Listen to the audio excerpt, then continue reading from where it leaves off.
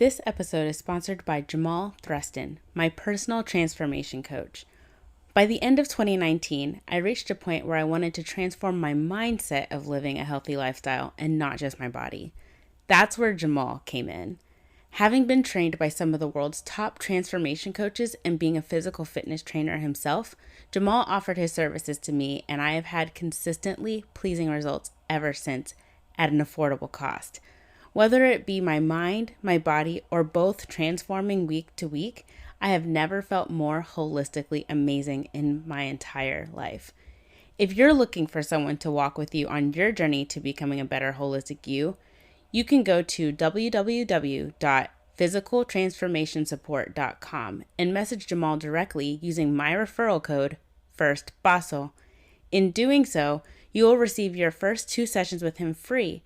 If after those 2 sessions you decide to sign up to have Jamal as your very own personal coach using my referral code, you will receive $20 off your first month of weekly sessions.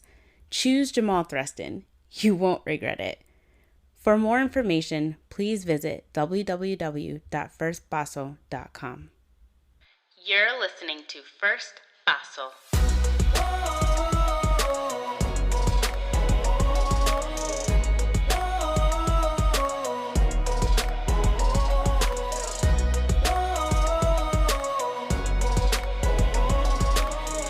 Because sometimes you simply need someone to help you take that first paso. Hello and welcome to First Paso, a show where we learn together how to take that first paso toward becoming the best versions of ourselves.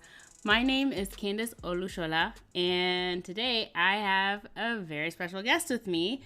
We've known each other for a few weeks now, and we met through a Facebook group, and we've pretty much talked almost every day since we started talking on our Facebook group. And I'm super excited to introduce you guys to her. She is my new friend and my namesake, Dr. Candace Knowlton. Hey girl, how you doing? Hi Candace, how are you? I'm good, just, staying healthy at home like everyone else. Just here, of course, doing my thing. So, are you off work today? I actually am off work. Today is my very first day of vacation. Hey, let's applaud to that. Thank God for the vacay. I like that. Yes, thank God for the vacay. Yes, that's great. Awesome, cool. So, let's see. Why don't we jump into this interview and you can go ahead and tell the people about yourself. Okay, so I'll start by telling you a little bit about me. I'm originally from Atlanta, Georgia. I was born and raised there. Graduated from high school, and to be honest, I've always known I wanted to be a doctor. But back then when I graduated, I don't have any positions in my family, not very many people with graduate degrees. So I kind of was like, I don't know how I would even accomplish that. So I was basically ended up joining the military. I graduated when I was 16 and joined the military when I was 17. I went to the Navy. I was an aviation electronics technician. And I went to Florida for school. And then I ended up going to Maine. I was actually in the military when 9/11 occurred. I was maybe in my first 6 months. And then after I finished all of my training, I lived in Maine for 2 years. Did 6 months in Puerto Rico, 6 months in Sigonella, Italy, and it was a wonderful experience being in the military. So after I got out of the military, came back to Georgia, or not came back to Georgia, but went back to Georgia, and just started working regular jobs, trying to make ends meet because I had bills due. And I had several odd jobs. I worked at the bank. I did collections. I even sold cars. So I've had, I've had a couple of careers. Gotta make it work. You know what I'm saying? Right. Gotta make it work. Right. Yeah. You gotta make it. You gotta make it work at the job so you can get this money. Hey now. Right. So, To tell the truth today. um, Thank you. girl, listen, that's all we can do We're trying to today. get paid. Trying to get paid. Goodness. Lord, trying to get paid. Right. So I had those odd jobs, and I ended up getting married. And at the time when I got married, and I'll tell you a little bit more about my marriage in the interview. But long story short, when I got married, I was fortunate enough because all during all that time, I always was trying to finish my bachelor's degree, and I was always passionate about science and medicine, as I said previously. But I was like, I don't know how I'd be even able to go back to school to finish a science degree because at that time you couldn't take all these online classes, and labs were always in person, and they were during the day. So I was like, if you have a full time job, it's going to school to do a lab to finish a science degree is difficult. So once I got married, I was fortunate enough to be blessed to be able to quit my job, and I was doing some work from home, but finished my bachelor's degree, and I ended up finishing my bachelor's, and I was only planning on going to school to be a PA. Not only, that sounds rude. I was planning on yeah, that sounded rude. We Sorry. love PAs, by the way. Thank you for We love your PAs. service God, in the medical God field. bless the PAs, Yes. the NPs, the nurses, Yes, all medical all professionals, all down of to the them. CNA. Yes. And the people that clean the floors too. Yes. Shout out to the environmental people. Yes. So I was gonna go to school to be a PA, and a friend of mine who was actually finishing her bachelor's prereqs to go to medical school, she said, Candace, you should go to medical school. And I'm like, no, I'm married and I want to have kids. I'm too old. And surely enough, not long after that, about a year, things weren't so hot in my marriage. So I was like, I think I might just try this medical school thing out. And I won't go into all that story because I could keep us here all day. Point being, God made a way for it to happen, and it was truly miraculous. Ended up in medical school, and here we are today. I ended up being in a group of medical professionals where I met my namesake. She's amazing. So everything worked out. Yes, that is amazing. So explain to me this scenario. So we're calling it the first step, that first paso. So right. What was it that got you to where you are now, or like what story was most compelling for you during this entire process? Because we've talked about a lot of stuff, you and I. So like, what to you is a first paso moment for you where you just feel like it's making an impact, it's made an impact? What is that for you? Right. So what my first paso is that I wanted to really just be very transparent about today is my steps in celibacy, my walk in celibacy. And that has been a very interesting journey for me. I began having sex at the age of 15 years old. And back when I was growing up, it was like parents would always tell you, don't have sex, but no one ever fully gave me a good enough reason why. So I'm the type of person, I need logic. If you're not really telling me why I shouldn't do this thing, I'm apt to go on and do it, especially if I think I'm going to enjoy it. Right. Yeah. So, being 15 years old, young and not knowing any better, I started having sex when I was 15. And I'll be really transparent. Go ahead, girl. Somewhere along the way, I really began to enjoy sex. It was, I know a lot of people don't enjoy it. Some people do, but you know what I mean. I began to enjoy sex in, I think, was an unhealthy way, especially when you're not married. Yeah. And at the age, by the time I had gotten to 16, being someone who had grown up in church, I realized that I was convicted by it. I remember being one day in the park with my boyfriend. And I don't know where he was, but I was sitting on a car, and I remember just having this conviction in my spirit and praying to God, like, help me to not have the desire to do this from even at the age of 16. Wow. Yeah. So, I will tell you that he did not get me to the place of celibacy until the age of Hmm, 25, Wow. 24, 25. Yeah, it took, That's a yeah, journey, y'all. That's a journey. Sometimes that's how life is. Like you want something right now, and mm, the process of getting there, like there's so many little steps that you take to get to right. this space that you want to be in, and Uh-huh. you don't want to give up in the middle because we have a time clock. Like I'm trying to be celibate tomorrow, and it's like, Girl, well, listen, yesterday, we sis, right, yesterday. right, right. Last year, Right, we trying to do this right now, and right, it's most of the time it doesn't. It's not a switch. There's things right. that have to be dug out and have to be dealt with from the root level to really Mm-hmm. get you to that space. Not everyone wants to go through that, but if you really want it and you crave it, you'll fight for it. So that's Yeah, amazing that was like a what 10? That's like a 10 year yeah, almost 10 years. You ain't got to journey. do me like that, Candace. That I'm was a just long saying time. I'm just trying to let the people realize that sometimes you gotta No, be it in it was. to win it. You know what I'm saying? Yes, you do. You have to be, I think you make a very good point. You have to be committed to something even when you're not able to fully practice it. Wow. Yeah, I want to repeat that yeah, one again for the people in the back. yeah. Yes, you have to be fully committed to something even when you don't have the strength to practice it. That Wow. was good. I'm gonna write that Wow, one right, down. girl. I was like, that's a tweet right there. Right, Hey, that right. was a tweet. I'm You about know, to. put that on a All meme. right.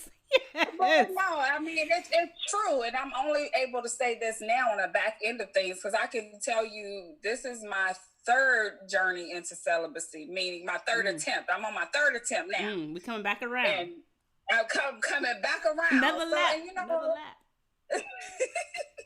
and I'm okay with sharing it. I'm okay with being transparent about it because in a society that will tell you that having sex, is like people, it's expected. It's as Wow. a matter of fact, like men, when you go to date, like I'm 30. How old am I now? Ooh, childless. I look good, y'all, but I'm 37 in August, There you go, girl. and yeah, I'm proud of it because I've been told I look good for my You age. do. You do. I've But confirmed thank it. you. You're so sweet. Yes. You're so sweet. But I'm truly grateful that, to know that to be 37 and men will act like if you're not giving them sex, like something is wrong with you, or to be a virgin in your 30s or 40s in this society, people are making fun or cracking jokes or trying to make the person feel as if something is wrong with them. Yeah. When no, that's really the way it should be if you're not married. Right. Yeah, so I definitely want to be transparent about this. I think I kind of shared a little bit of this story with you a couple of months ago, about 2 months ago now. I went through this period where, like I said, I grew up in the church and I've always known I know God and I know He know me. Now, is He always pleased with me? I'm not sure, but I know He knows me. And a couple of months ago, because I think that's one of the biggest battles that we face, the devil will try to condemn you. And one thing that I'm glad that I learned early in my walk with God is God doesn't condemn. The Spirit will convict, but God doesn't condemn. There you go. So a couple of weeks ago, like I said, a couple of months ago, I had been battling with asking God. I wasn't even actively asking Him, but subconsciously I felt like, Lord, are you ever going to deliver me from this? Wow. Yeah. Are you really ever going to deliver me? And then I'll be wholly transparent with you. If you deliver me, am I really going to know I'm delivered? Because people say they deliver, and I'm like, bro, but how you know? Right. How you know?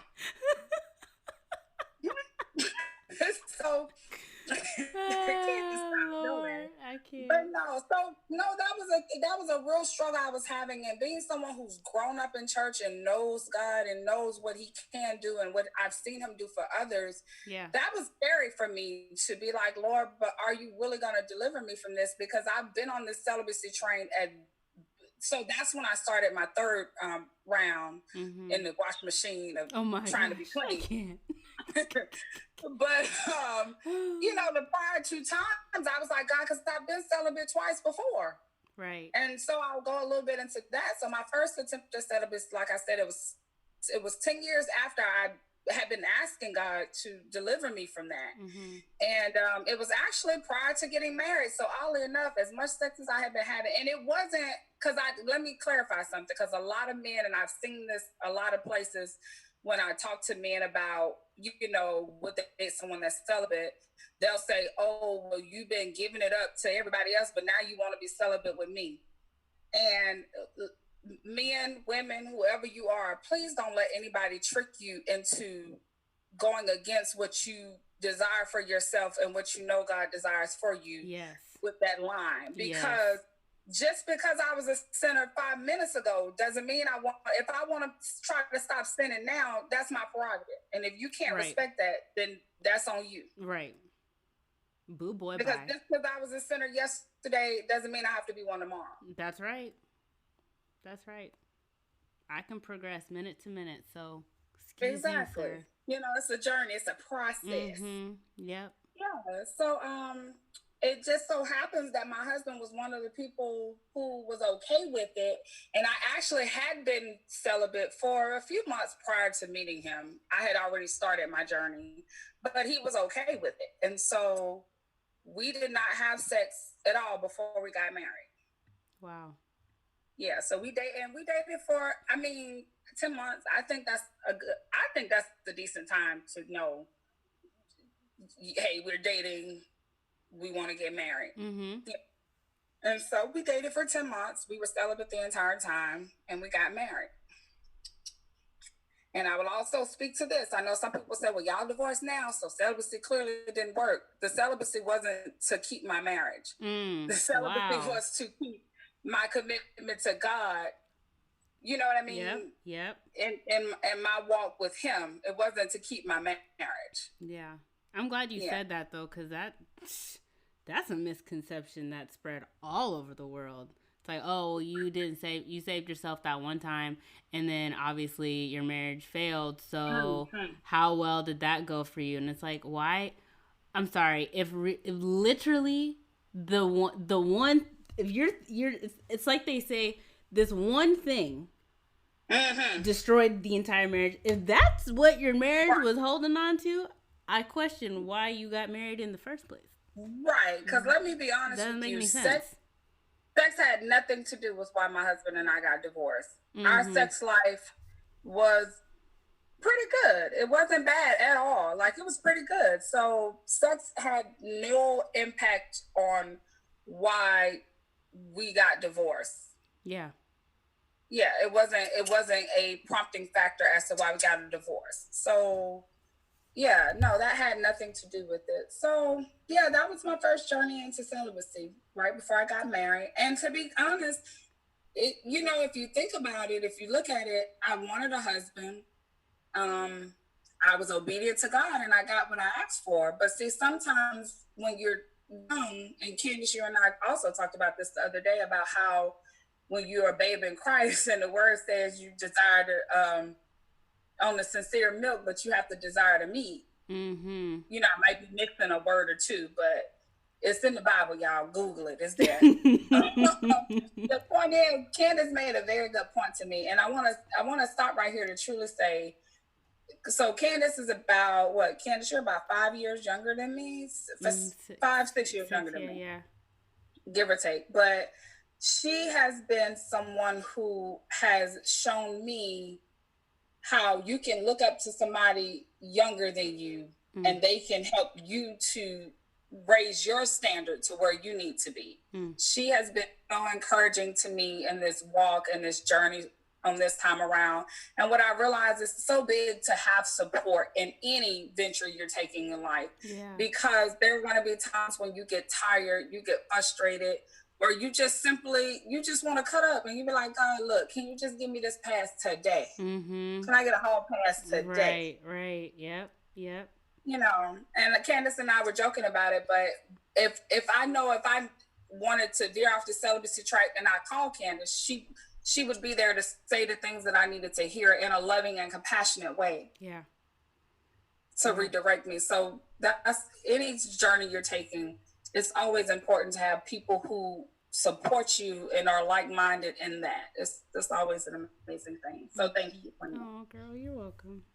Yeah. Of course. So yeah, but that was my first journey into celibacy. My second one was um it was a couple of years ago. So after I broke up with my boyfriend in medical school, so that had to be around between 2016, somewhere in there. Um, we were having sex when we were together. When we broke up, we actually were such good friends. We moved in together because it was mutually financially beneficial for us. Mm-hmm. And so we lived together, and we had sex maybe once or twice after we moved in together. But after that, we strictly were friends. Mm-hmm. And we lived together for almost 2 years. As That's gonna roommates. throw people off. They're gonna be like, "Wait, hold on. So you had a boyfriend, Had a weren't boyfriend. dating, and then moved in Yeah. together. Did have Yeah. sex a couple times, and you guys were totally fine living together, guys. It's Yeah. totally a thing. I It's know a it whole sounds thing. crazy, but it actually works, guys. I don't know how to explain it to you, but it's a thing. I think it takes really mature people, and Mhm. depending, and like you said, it was mutual, so it's not like Yeah. there was anger involved anywhere. It's just No, because it's funny. I literally today, the group that Candace and I are in mutually, we were talking about how there was a topic that came up, but one of the things, oh, what do you miss about being in a relationship? Somebody yes, asked that question in the yep, group. And one of the answers was having someone to support me and, understand what I'm going through. And one thing I can say about my ex, and I had actually made this comment on that comment today, was I was in medical school when we broke up. And you would think that would be a horrible time to go through a breakup. But he was still, after we broke up, he was still so supportive to me, and just I could lean on him, and it wasn't anything sexual. Like, it just was, he was there for me. There would be times where I was depressed, and he would say, "Okay, Candace, let's go for a walk. Let's go walk the dog, or mm-hmm. bring me something home," just to be nice and kind, and having that kind of support, because I don't know, you know, it was a stressful time for me. In medical school and any kind of graduate program, that's a whole, like, another level of stress. Yes, So having someone to be there for you that you can just lean on, and to encourage you and to do what you need to do when you need to study or whatever, that's always really nice. yeah, So yeah, we were friends, and we, to this day, we still talk. He's married. We still talk. He checks in on me from time to time, mm-hmm. and it's I have no desire to be back with him because he wasn't the person for me. Right. Hmm. It's a But nice yeah, support. but that was my second bout of celibacy after we moved in together. Like, I went for 10 months without having sex, um, and I wasn't, in a relationship. And it's something else that I kind of wanted to separate into, and it's also relating to something, Candace, that you sent me out of that book about the weight, where you are in your celibacy. Mm-hmm. And so there was another post in our group that talks about, are you single by circumstance or by choice? Yeah. And then in the book excerpt that you sent me, Candace, it was talking about where you are in your celibacy, and it said that if you are celibate because you have no one to sleep with, that doesn't count. That doesn't count. Hate to And I break it could to you truly, guys, go ahead. but if there's Yeah, no one around to sleep with you, you're not right. being celibate. And when I say nobody around to sleep with, I don't mean that you don't. If you got options, but you just don't want them options, that Right. still don't That count. still don't count. Sorry. It still don't count. Yeah. Sorry. Being celibate to me, and I'm, not to judge anybody, but this is just my opinion, is when you have people you want to have sex with, or you have Mm-hmm. someone you want to have sex with, or you just want to have sex in general, Mm-hmm. but you're not, simply because you're choosing to be disciplined and exhibit self-control, Yeah. Yeah. and not do something that you want to do. Yeah. Yeah. So at that time, I think it was a little bit of both. It was by choice, because I'm sure if I really, no, I'm sorry, it wasn't by choice. It was, no, it was by by choice. I'm sorry, I'm mixing the words up. It was by choice. So I was choosing celibacy because I could have slept with people. I had people that I was interested in that were viable options, but I was choosing to be disciplined and just not have sex. Mm-hmm. Yeah, because at that point I had in-house. Like my ex and I still lived together. I could have hit that up if I wanted to, but yeah. I didn't. I did because yeah. I was choosing to try to exhibit some measure of self-control. So that lasted for about 10 months. And then I fell off the wagon again. And I realize now that when I fell off the wagon this time around, that was truly a spiritual warfare. And I say that because I remember when it happened and I had this strong urge to have sex. Like it was an unnaturally strong urge. Which leads me back to my story I was telling earlier about how 2 or 3 months ago I was wondering if God would ever deliver me from this. Now I'm back to my third episode of celibacy, and I was saying, God, are you really going to deliver me from this? And so what He led me to do was one Sunday I was sitting in a hotel room in Knoxville. I was on a away assignment with work, and I woke up that Sunday. He led me to watch a particular sermon online and do a couple of other things. And then at that time, it was like I could hear God telling me, just like I'm sitting here talking to you, Candace, I did it. You've been delivered. And I was like, wow. Really? I was like, really, God, did you really do it? And it was like when God does it for you and He really gets ready to deliver you, and please don't give up. It could be 10 years, it could be 20 years. If your heart's desire is to do right by God, I promise you, whatever you're asking Him to deliver you from, He will do it in due time. Yes, He will. And He will make it so to where and He does it in His own way so you can know that He did it. Yeah. Because I heard Him say it, but then I was kind of still questioning it, right? Yeah. But I heard it. I knew it that time. And I went to work, and I was working at this facility where we go to these, it's pretty much like an AA meeting. And we normally, as professionals, medical professionals, we just sit in and listen.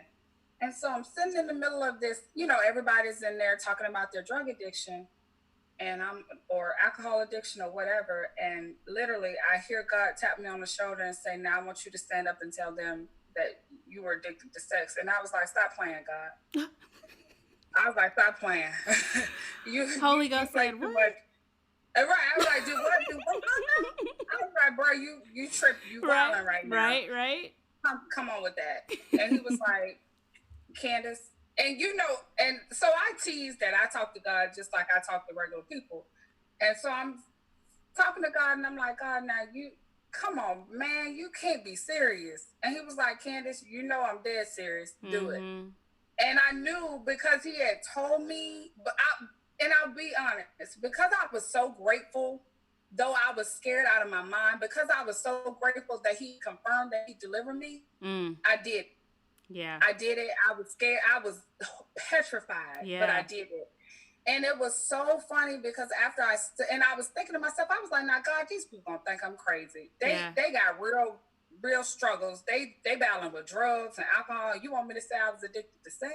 Yeah. They gonna laugh me right out of this room. Right. And each and every last one of those people came up to me after that meeting and said, I'm so glad you stood up and told your story.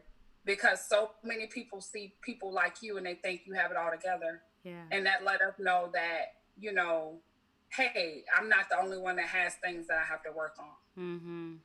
Yeah. So it was such a blessing.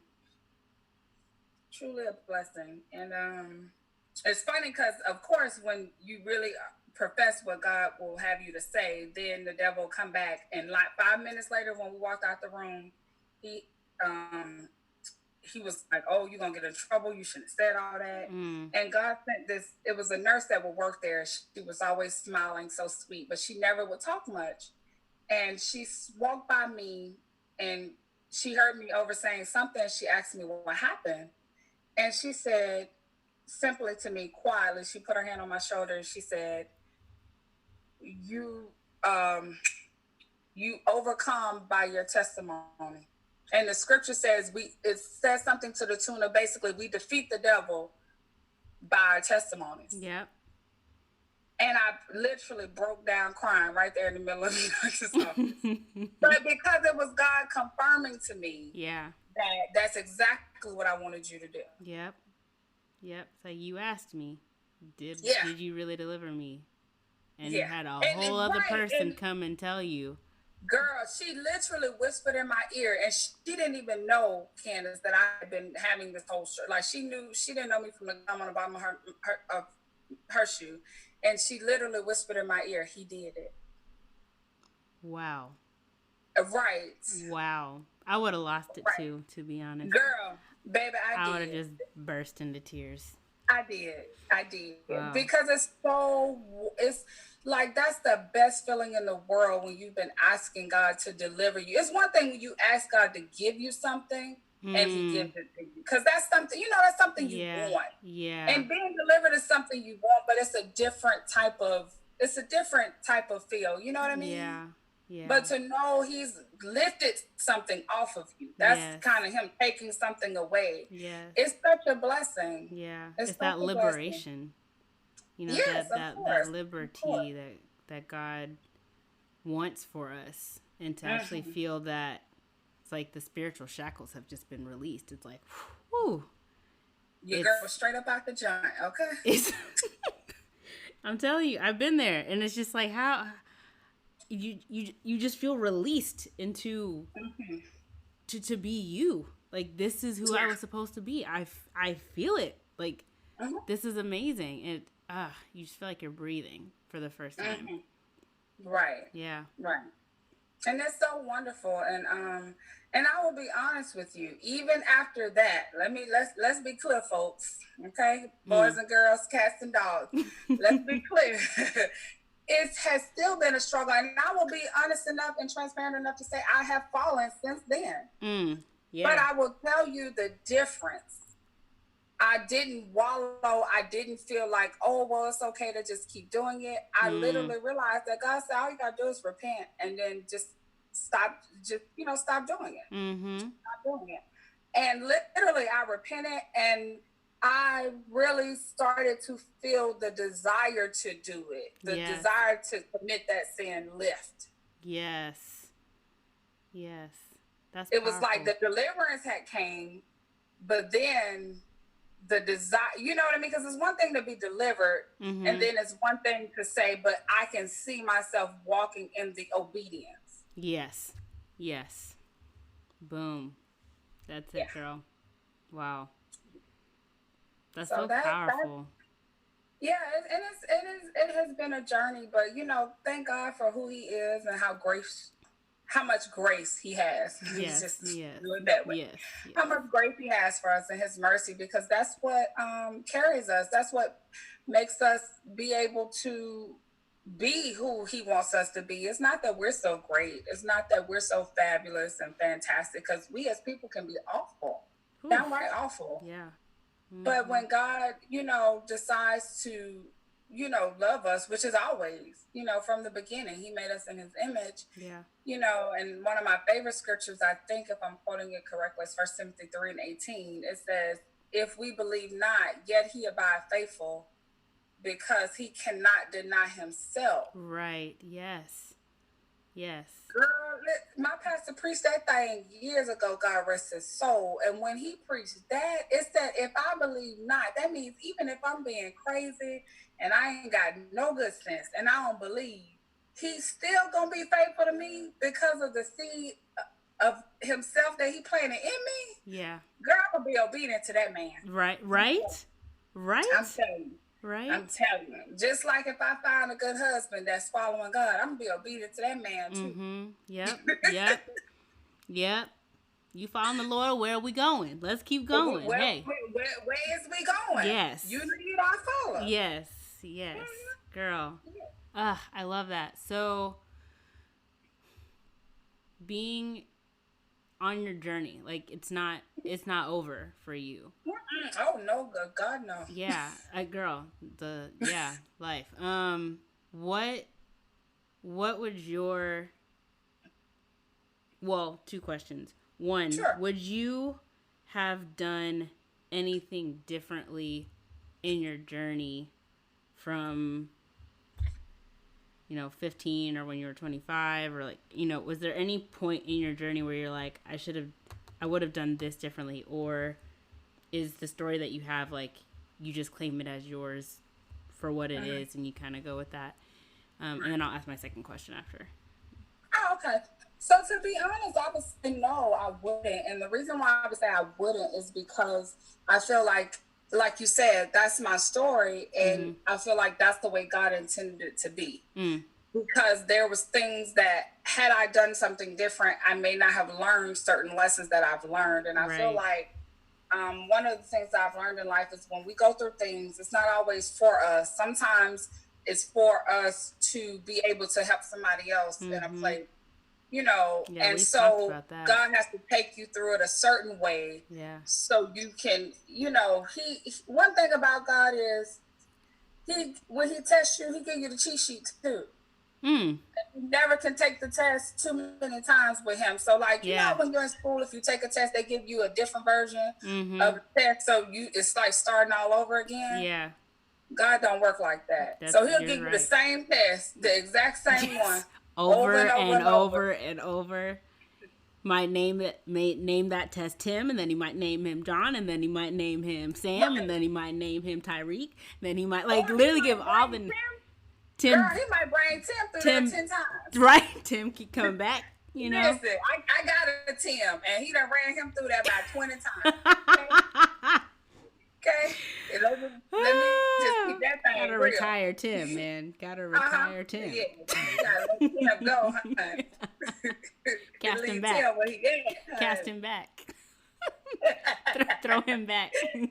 Right. But like I say, I wouldn't even change that because that allows me to have grace with other people. So when someone comes to me and say, I keep falling and for the same person and this and that, I can truly have sympathy for that and say, hey, I've been there. Yeah. I get it. And the advice hit different when it comes from someone that can say, no, I've been exactly where you are versus you just telling me what you've been through. Right. And then me, but you haven't been through what I've been through. Because when you're in that place,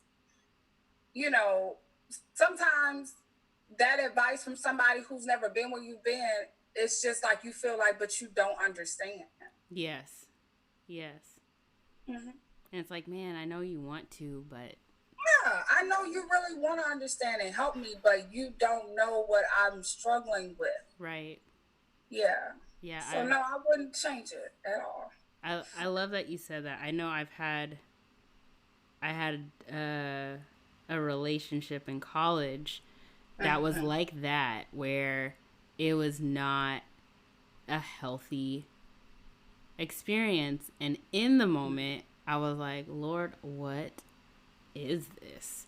But then after the healing process, it was like, because of that experience, my antenna was up at all times. So now it's like I can sniff it if it's in the vicinity for someone else. I'm like, ooh, girl, run. Run. Like, I can just spot it anywhere. And it's allowed me to really, like you said, empathize with people who have been in those types of relationships that are just unhealthy, and they either don't see it or they don't see a safe way out. Right. Right. That's very true. So, a lot of times you have to think about that when you go like, oh, why is this happening to me? Why am I going through this? One, it could be something God's really trying to teach you because you really need to learn it. And two, realize it's not always about us.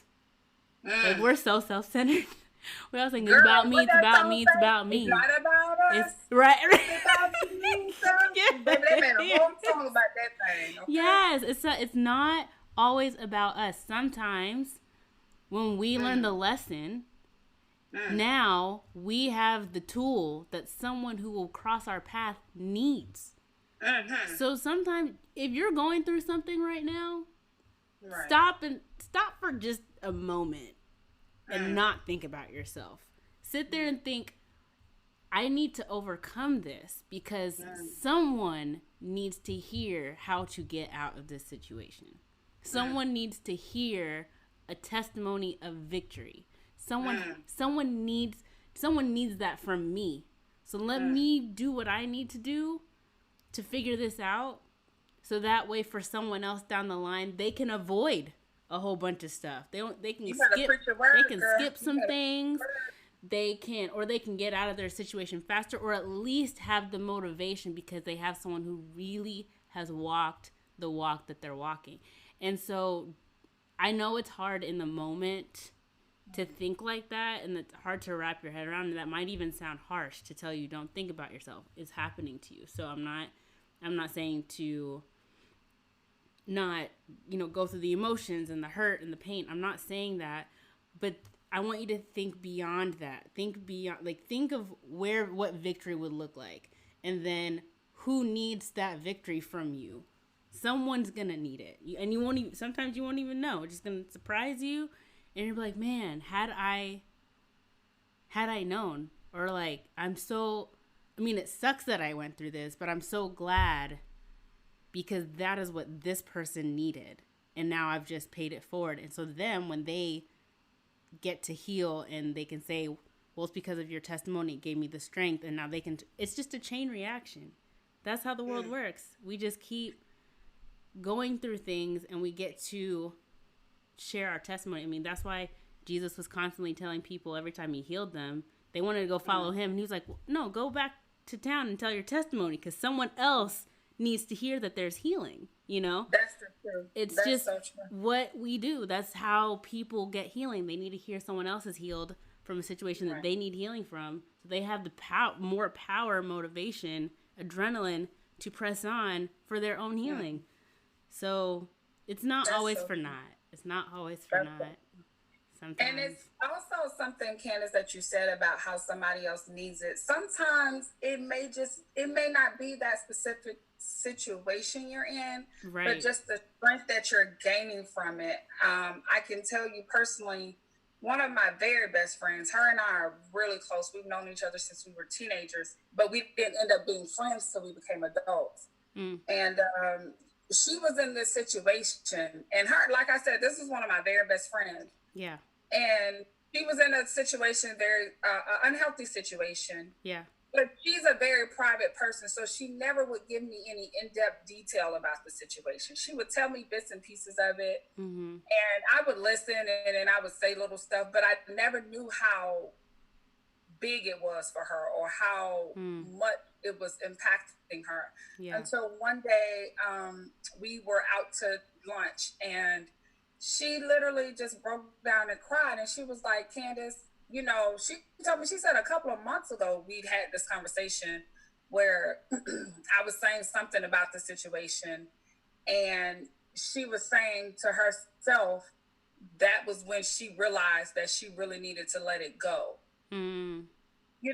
But sometimes you won't, my point is, excuse me, sometimes you won't get to hear that person actually tell you that's what I needed. Yeah. But sometimes you have to be committed to sharing your story, sharing your trials, sharing your tribulations. And that's difficult, especially in a society where, everybody wants to put on this facade and play like they got it all together. Right. And ain't nobody fooling me. You might be fooling yourself, but ain't nobody on this world making me think y'all got it all together, because nobody does. There's no filter. Right. Ain't There's no filter for that. Had that thing right but Jesus. Everybody else, y'all playing. So you have to be committed to being transparent, because you don't know how you sharing a struggle that you're going through will encourage someone else, even if they don't come back and tell you. I've had other situations where I was in one of my classes at school, and we had this group setting, and long story short, I failed a big test, like my first certification, matter of fact. And we were talking about it in the meeting, and they were like, well, Candace, how did you get through that? And I was like, child, it was by the grace of God. I was like, that's it. And so one of my friends came back later and told me, he was like, I'm not even a Christian. He was like, but you said it with so much conviction.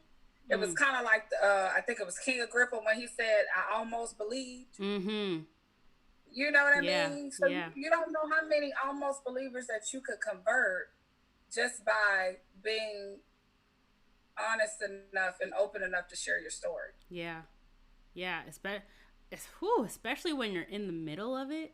Like, there's one thing to hear someone talk about it from being out of a situation, but someone who's in the midst of a situation and watching them go through it and watching them fight, that a lot of times that's a lot more impactful for me because I actually get to see it with my own two eyes.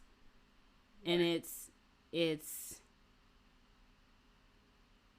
transformative. Like it's like I can't believe you're fighting that hard even though you keep failing. And people will look at, they'll look at people like that. They're like, "Well, why do they keep trying? Why do they keep trying to keep failing?" It's like, "No, but the fact that they keep trying to get up despite is so refreshing to That watch." takes strength. Yeah, that takes strength. And sometimes you watch them down for a lot longer than they were the last time, but they somewhere find this strength in them to be like, "No, I really do need to get up," and they get up again, and you're like, "They did it again!" Like, so Candace, I know you really encouraged by watching me. girl, we encourage each other. We encourage each other.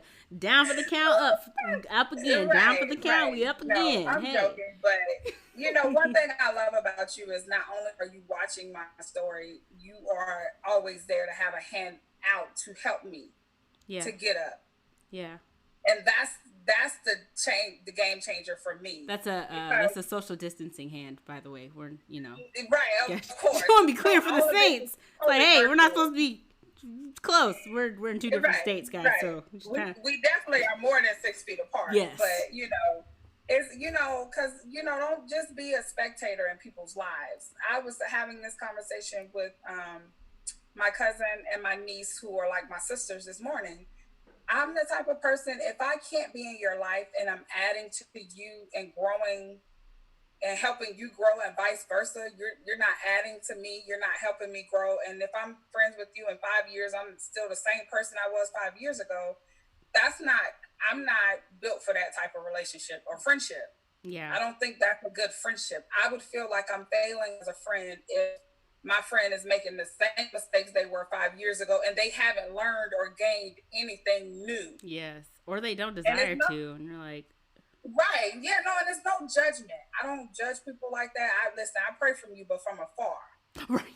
Afar. I don't need that spirit to rub off on me. I got enough I'm trying to get rid of. Yes. Yeah. But to have somebody there who's always willing to lift up and encourage you, even when you're in the midst of falling, that's a true friend. That's a good friend. Yeah. Gotta get you one of those. Yeah, or on Amazon. Right. Prime. I can't have mine. Right. Can't have Prime. mine, but yeah, take Amazon Prime. 2-day shipping, y'all. Get you one. Just saying. And okay, so my second question then is what specific advice do you think you would give someone who was currently in that struggle with celibacy, regardless of their age? Like what would you want them to know that maybe you wish you had known earlier, or that you would just want to empower them with so they can really keep fighting that good fight?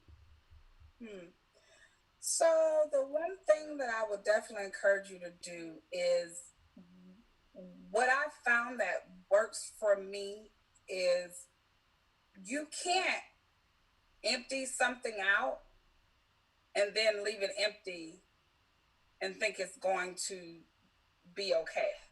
Meaning, if I was full of wanting to have sex and I empty myself and don't replace it with anything else, I left a drop of that wanting to have sex and it's going to grow back on its own. So what I need to do is work on filling that space in me with something else. And what you should fill it with is getting to know God, getting closer to God, asking him what his plan is for you and what his goal is for you. Because I've learned that when there are times where I want to do what I want to do, I realize sometimes I know God has been like, nah, I know I shouldn't do that. And I purposely turn off trying to do better. But when you're filling yourself with the word of God, getting to know him, having a relationship with him, that sets you against doing those things. Like I watched Smokey Norfolk. He has a series called Single and Satisfied.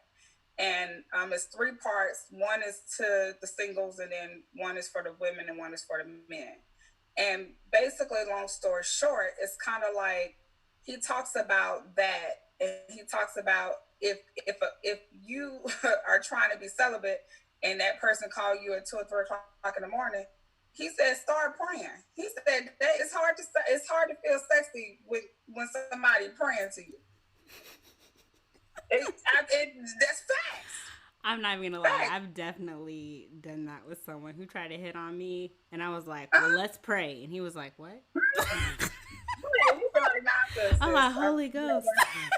Right, Father, in the name of Jesus. And they were like, okay. And I'm just inviting the Lord.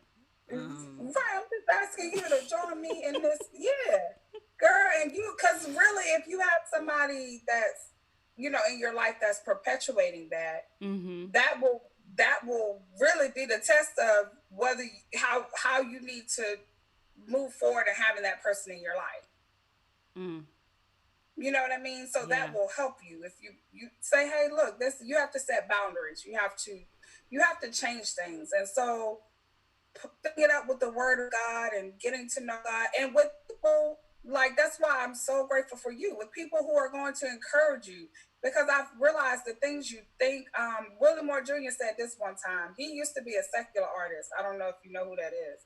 But he's a gospel artist, and he actually is on a pretty nationwide platform of the gospel radio station in Atlanta too. But he used to be a secular artist, and he was like, how can you say you trying to think about God, but you talking about laying me down? Like, if you what you fill your mind with is what you're going to act out.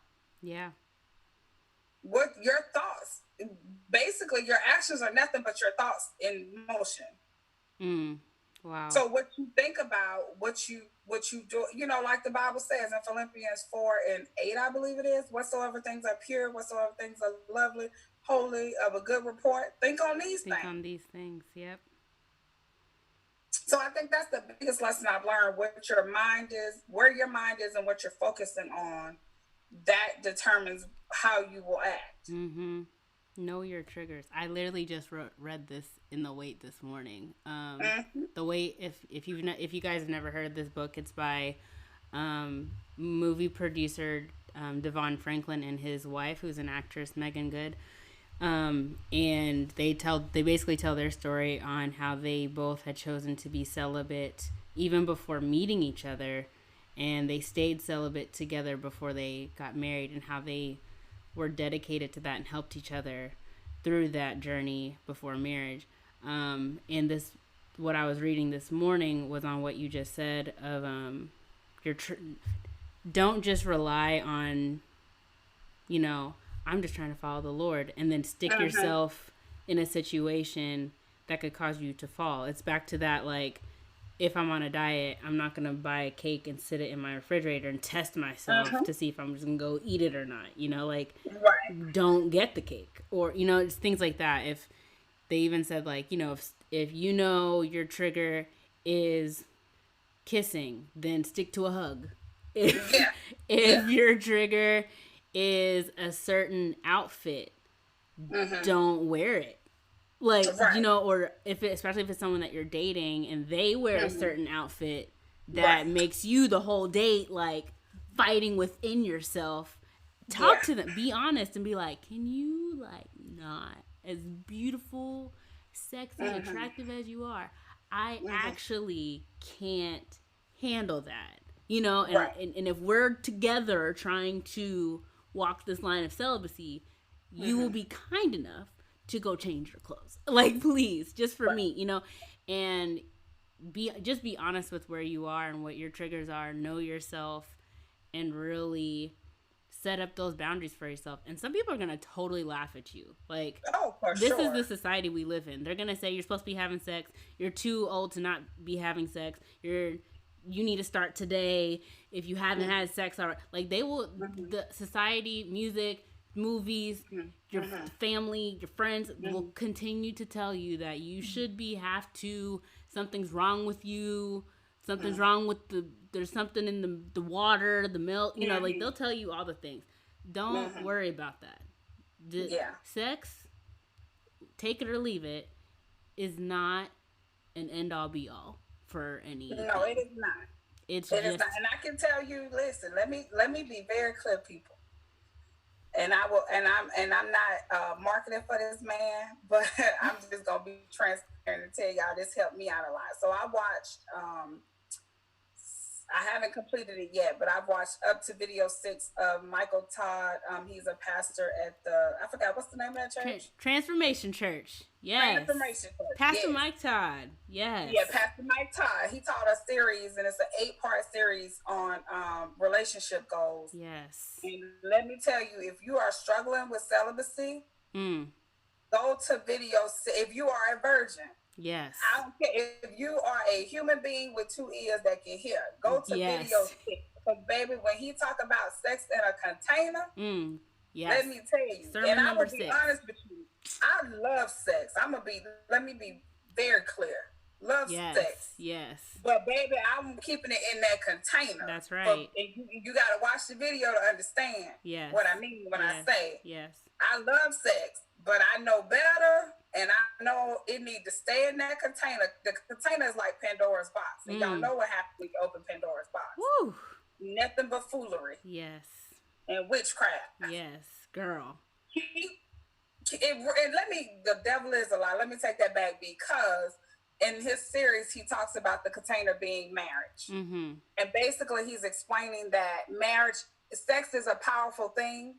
And marriage is the only thing that contains that power. And make it not be so negative in your life, because sex is wonderful. Yes. Sex is amazing. Okay. Yes. But it has to be done in the right way. Just like ice cream. Ice cream is great, but not when you leave it out in the sun for 1,000,000 hours. Woo, girl. You right. Okay. You right. That thing will rot. Okay. We don't want that. We don't want that. So you keep your ice cream in the freezer. Same thing with sex. Sex is amazing, but only in the context of its proper place, which is marriage. Yeah. Prevents those wildfires. Ooh. Yeah, because girl, them wildfires, they'll kill you. In California, they ain't no joke. Y'all know. Australia, y'all know too. So y'all know about them little spark. There's a little something without them tornadoes, them hailstorms. Y'all know. You heard it here. You've experienced it, my lord. So, man, woo! What a topic! Thank you so much for your transparency, and it's funny because I'm gonna be humble, open, and transparent, like Pastor Mike Todd. It's so fun. We have laughed about this before, but I'm a virgin, okay? Right. And I've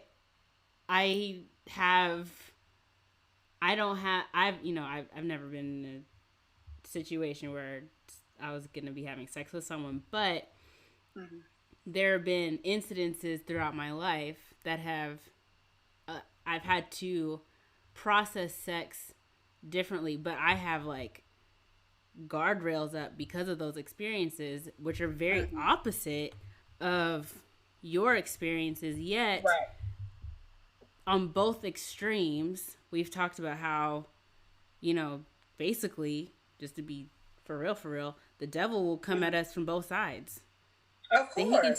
He can taint the beauty of what sex is supposed to be for a virgin just as much as he can for someone who's fighting for their celibacy. Like, absolutely. He will do, and he'll trick everybody to make everyone think it's one thing and thinks it's something else, when here in the middle, God's like, no, this is actually what it is, and this is its purpose, and this is what it does, and there's I mean, it's just so beautiful. it's really sad to see how people have kind of they've cheapened it and made it something that it was never really meant to be.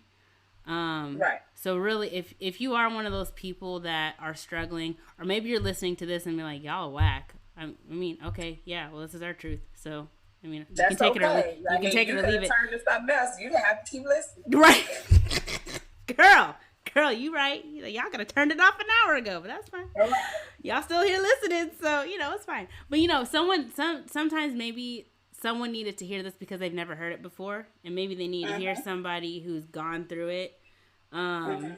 Be like, oh, so like this really is a thing, like it's okay.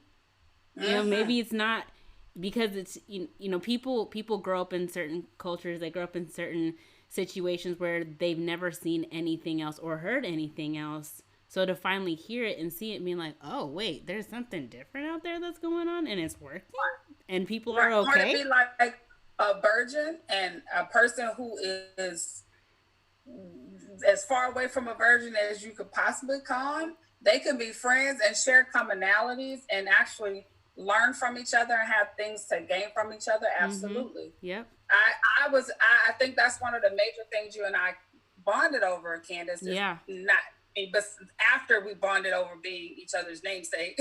Right. Then the fact that as a virgin, like your side of the story, there was things that we've shared and you've shared with me that is like, wow, oh, so you struggle as a virgin too, even though you've never had sex? Yeah. And it's not like virgins don't have urges. It's like the funny thing. But like, not even that, like on another level of, it's kind of like sometimes you may get tricked into thinking you can't miss what you never had. Right. And people will tell you that all day. Yeah. But, to hear, I have friends that are virgins, but you are the very first one that I felt like I could actually talk to about my struggle with celibacy and get helpful advice. And you were able to expound on things in such a wise way, despite the fact that you're a virgin. You know what I mean? Yeah. And it's not, and I was getting ready to say something earlier when you were saying about how the devil will trick people into whatever, but I was like, it's funny how we say that, yeah, he does, but really when we think about it, he's on his job, so why are we not on ours? There you go. You know what I'm saying? That's his job. The Bible says he goes back and forth, Romans, as a roaring lion, seeking whom he may devour. He's on his job. He's always on the clock. Yeah, he mad at y'all because y'all got a chance to go to heaven. He done got kicked out. He ain't with it. Right. He upset. Right. But we have to be on our job, especially us who call ourselves Christians, because it is our job to talk about the goodness of God. Yeah. Talk about our struggles, to be transparent and show the love of God. Yeah. Because that's how we win souls for Christ. Right. Yeah. And Mike Todd talks about all that, about how the devil perverts stuff. Go watch Sex in a Container.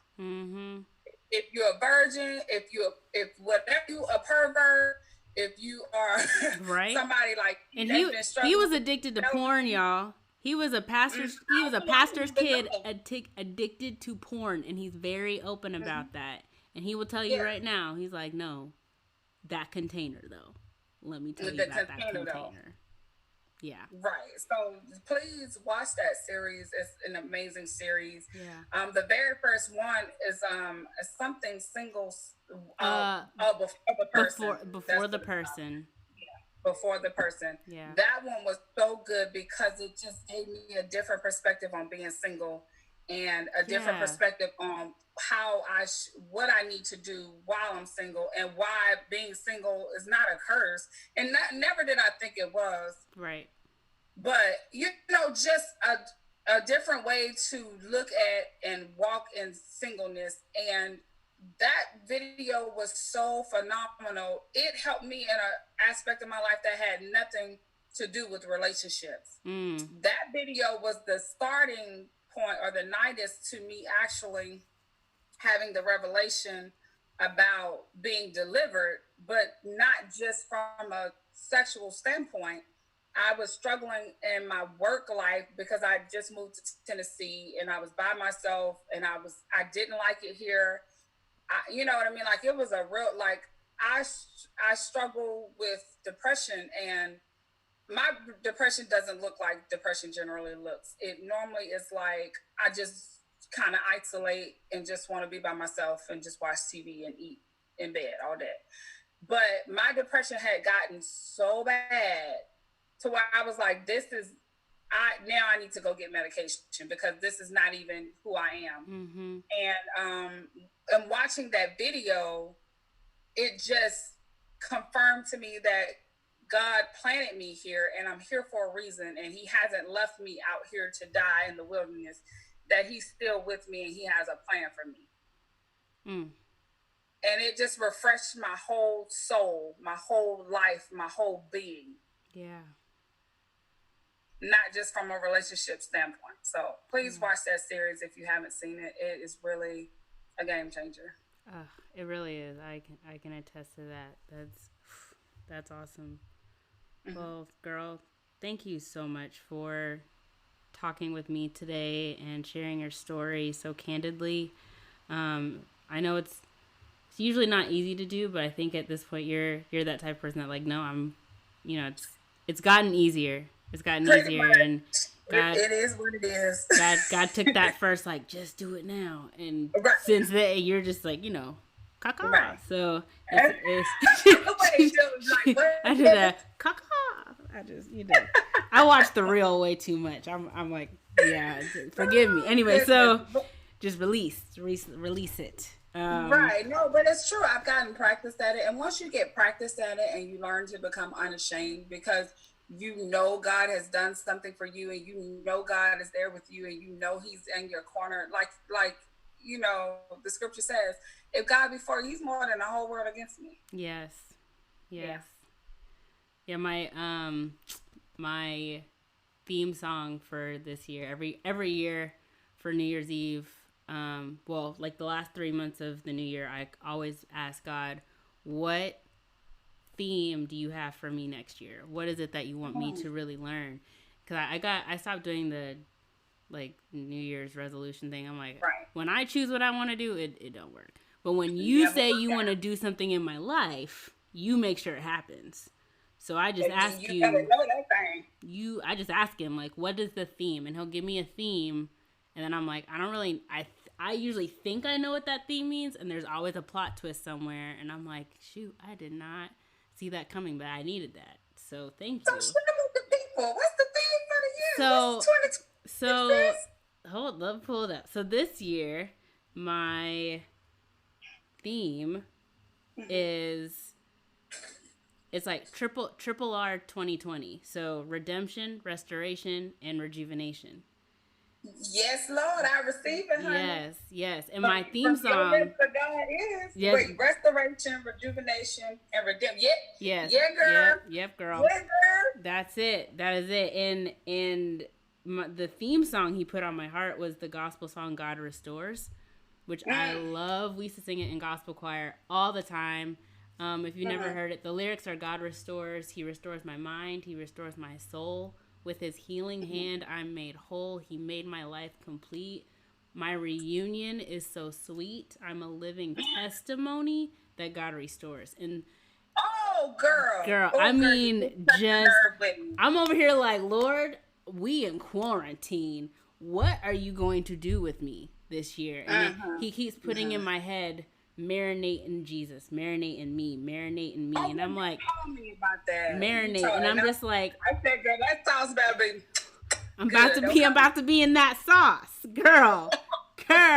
Hello, the holy chef. He's in the house, about to throw down in my life, and I'm telling you, Jesus got that drip too. He does. When he said, "Taste and see." Those are some culinary art words. Let me tell you. Right. He knows what he's talking about. He knows how to throw down. So when if he wants to be in me, people need to taste and see that the Lord in me is good. So I'm waiting to see what the Lord gonna do in me in 2020. So we're gonna see. We're gonna see. But yeah, it's just nice to see how God really, people go through all these things. They go through so much. I can't. Gosh, guys, we're in a pandemic. Like, people are constantly going through something. And Right. something is always a battle. There's things that are happening externally outside of our internal battles. Like, we're Oh, constantly yes, feeling, Lord. we are fighting all day long. Girl, that's the word. It said, be down, what it say? Distressed, all of that, persecuted on every Yep. side, but All not destroyed. That's right. Baby, that's the Struck word. down but not destroyed. That's us every day. And both of us, Candace and I, we we just want you to press on. Yeah. I know some days it's hard for people to get up because they're so tired of fighting. Open your eyes. Open your eyes and say thank you for the breath in my lungs today, because it means I still have an opportunity to fight. That's all you have to do. That's all you have to do. I mean, if you open your eyes, say that, and go right back to sleep, hey, do it again tomorrow. Like, keep doing it until you did good. And you did good. You did good today, and until you realize I can sit up in bed and get up, you're going to make it. I don't care what you're struggling with right now. If it's any kind of addiction, any kind of relationship issues, if it's academic, if it's whatever it is that's really trying to kill your spirit, every day that you have breath in your lungs, you have a chance to fight, even when you feel like the energy to fight is non-existent. The opportunity is there. And sometimes, and I want to interject this. Even when you don't have the energy, just like Candace said, open your eyes and just say, God, thank you for the breath. Because sometimes we don't have to fight. Yes. God has already won the battle. Yes. He's already won the war. He did that thing. When he came down off the cross, he said, it is finished. Done. Okay? That's right. It's just, we're here to walk out what that looks like, and that just means putting forth the effort and showing that I have enough faith to believe what he already said. Yeah. That's all you have to do. That's it. Just believe what he said. Yep. It's in you. He said he was bruised for our iniquities, wounded for our transgressions, and by his stripes we are healed. And he took the beating. Yep. You may feel like you're taking the beating, but the Bible says these light tribulations that we go through are nothing compared to the glory that will be revealed in us. Yes. Yes. We shower you with that. And, Sue, we've been transparent about our walks with God. And I know not everyone listening is a Christian. We're not going to say, go run off and find you a pastor. And, we're not doing that. We're just telling our truth, and our walks reveal how God really does do what he says he will do, and we just have to believe that he'll do it. And you can try to find victory in a whole bunch of places, but the actual victory, we've both come to terms with the fact that victory is really truly only found in Jesus. We've tried the other stuff. It hasn't worked. And that is all. That's it, man. That's what do you always say? I said what I said and I meant what I said. I said what I said and I meant it. She meant it.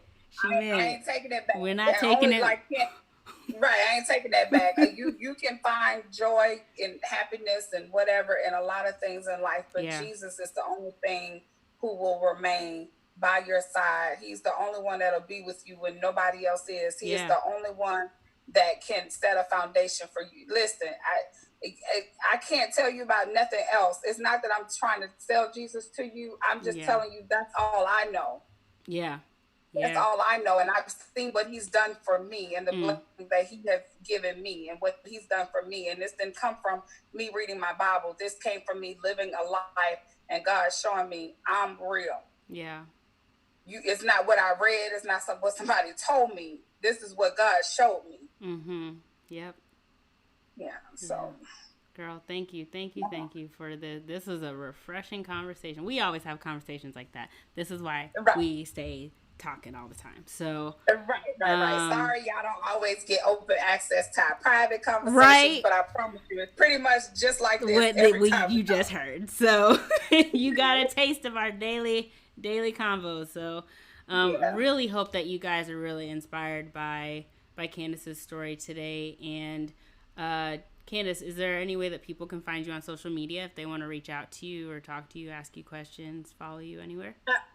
Absolutely. So I have a Facebook page, and I am the only Candace. If you pull up Candace, Candace, last name Nolton, N as in Nancy, Olt as in Tom, On.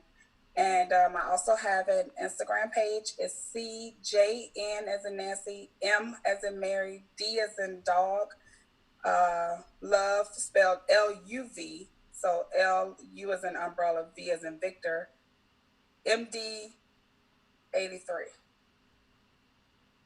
No, it's CJN MD love. Sorry, I left out the MD. So it's CJN MD LUV 83. Awesome. Cool. All right. Yes, So you ma'am. guys feel free to hit her up. She's pretty much an open book, and she'll definitely talk with you guys about whatever. Um, and thank you guys for listening today. If you listened all the way through our conversation, we just hope that it was inspiring and uplifting for you and whatever you're going through.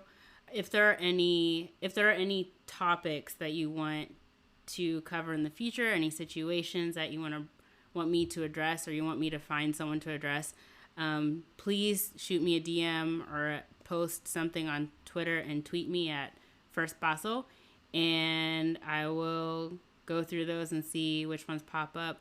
And why don't you go ahead and tell us, shoot me a DM and let me know situations where you've been really fighting and you feel like giving up, and how you may have overcome, or if you're still trying to figure that out. Be honest and let me know, and we'll read some of your comments. I always read them anonymously. I try to give you that respect unless you post it publicly, and then, well, you already wanted people to see it, so I won't pretend like it's not already on Twitter. But if you send it to me in a DM, I will make sure you are protected.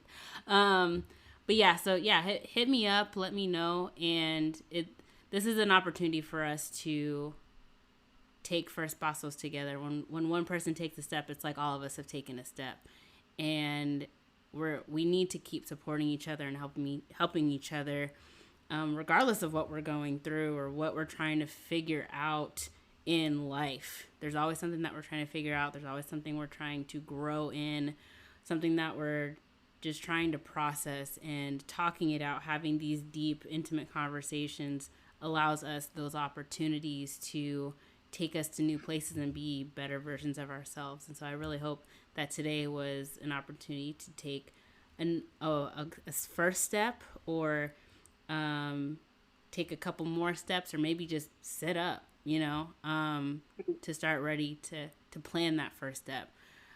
Wherever you are in your personal journey, we just hope that this was very helpful. And I will talk to you guys soon. And Candace, I will see you soon as well, girl. Thanks again. And Absolutely. And thank you so much, guys, for listening. Please continue to listen to Candace. She's an amazing person, so full of wisdom. And I truly appreciate you for giving me this opportunity to share my story. absolutely, girl. All right, girl. We'll talk soon. All right. Talk to you later. All right. Bye.